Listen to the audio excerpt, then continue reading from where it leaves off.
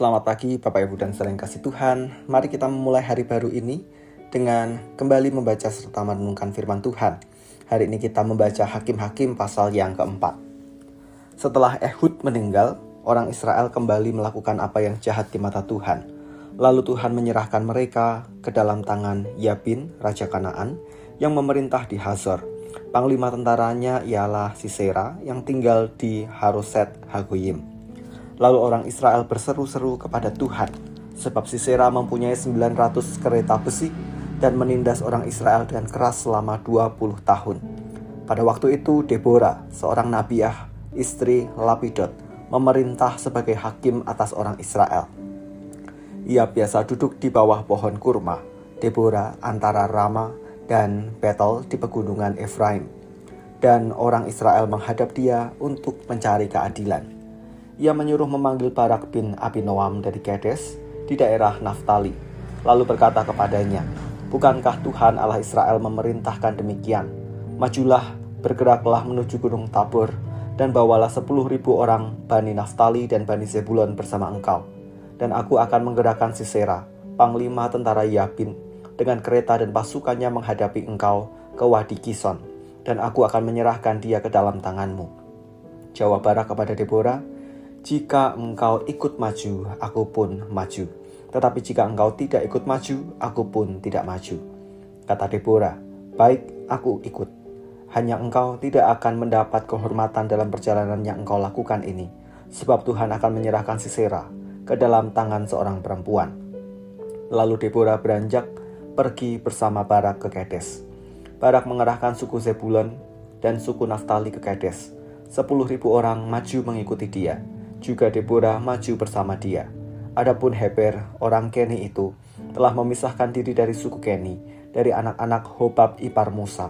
Ia telah berkemah berpindah-pindah sampai ke pohon Tarbatin di Zaananim yang dekat Kedes. Ketika Sisera diberitahu bahwa Barak bin Abinoam telah maju ke Gunung Tabor, ia mengerahkan semua keretanya sebanyak 900 kereta besi dan seluruh tentara yang bersamanya dari Haroset Hagoyim ke Wadi Kison. Kata Deborah kepada Barak, "Bersiaplah, sebab inilah harinya Tuhan menyerahkan Sisera ke dalam tanganmu. Bukankah Tuhan maju di depanmu?" Lalu Barak turun dari Gunung Tabor diikuti 10.000 orang. Tuhan mengacau balaukan Sisera serta seluruh kereta dan pasukannya oleh mata pedang di hadapan Barak. Sisera turun dari keretanya dan lari meloloskan diri. Lalu Barak mengejar kereta dan tentara itu sampai ke Haroset Hagoyim, dan seluruh tentara Sisera tewas oleh mata pedang, tidak seorang pun luput. Tetapi Sisera lari meloloskan diri ke kemah Yael, istri Heber orang Keni. Ada ikatan damai antara Yabin, Raja Hazor, dengan keluarga Heber orang Keni. Yael keluar menemui Sisera dan berkata, "Singgahlah tuanku, mari singgah, jangan takut." Sisera lalu singgah ke kemah perempuan itu dan perempuan itu menutupi dia dengan selimut. Ia berkata kepada perempuan itu, "Berilah kiranya aku minum air sedikit, aku haus." Lalu perempuan itu membuka kantong susu, memberi dia minum dan menyelimutinya kembali. Ia berkata lagi kepada perempuan itu, "Berdirilah di depan pintu kemah, dan jika ada orang datang dan bertanya kepadamu, 'Ada orang di sini?' jawablah, 'Tidak ada.'" Namun Yael, istri Heber, mengambil patok kemah, membawa pula palu di tangannya, dan mendekatinya diam-diam. Patok itu dipalunya ke pelipis Sisera sampai tembus ke tanah. Sementara ia tertidur lelap karena lelah, dan matilah Sisera. Pada saat itu muncullah Barak yang mengejar Sisera. Yael keluar menemui dia dan berkata kepadanya, "Mari, aku akan menunjukkan kepadamu orang yang kau cari itu." Lalu Barak masuk ke dalam dan tampaklah Sisera mati, tergeletak dengan patok dalam pelipisnya. Demikianlah pada hari itu Allah menundukkan Yabin, Raja Kanaan, di hadapan orang Israel. Kekuasaan orang Israel semakin keras menekan Yabin, Raja Kanaan, sampai mereka melenyapkan Yabin, Raja Kanaan itu. Cara Tuhan yang sungsang di mata manusia. Ketika umat ditindas oleh Raja Kanaan, Deborah berdiri sebagai hakim bagi Israel. Deborah memanggil Barak untuk memimpin peperangan setelah umat berseru kepada Tuhan. Barak akan melawan panglima tentara Raja Kanaan yaitu Sisera. Namun Barak meminta satu syarat, yaitu Deborah harus menyertainya dalam peperangan itu. Deborah setuju, namun ia juga berkata bahwa Sisera tidak akan mati di tangan Barak, melainkan di tangan seorang perempuan.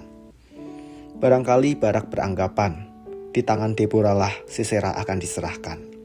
Namun ternyata di luar dugaan. Istri Heber yaitu Yael, dialah yang mengakhiri hidup Sisera, bahkan dengan alat yang sangat sederhana. Bapak, Ibu, dan saudara yang kasih Tuhan, pada bagian ini kita ditunjukkan bahwa seringkali kita beranggapan jika Tuhan hanya bekerja dengan cara yang ekstravaganza.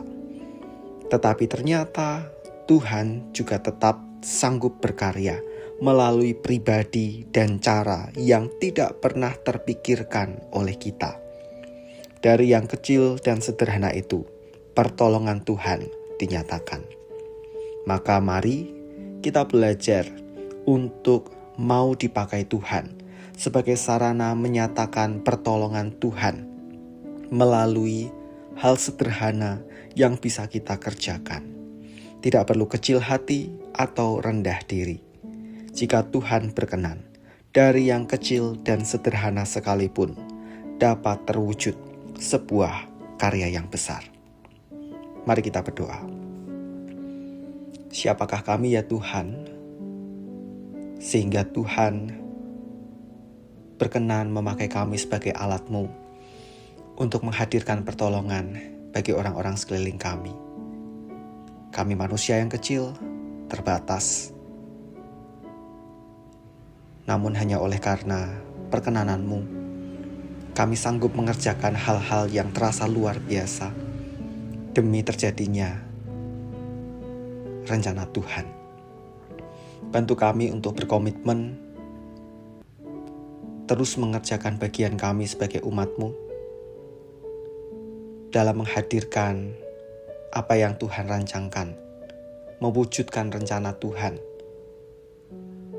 bagi orang-orang sekeliling kami.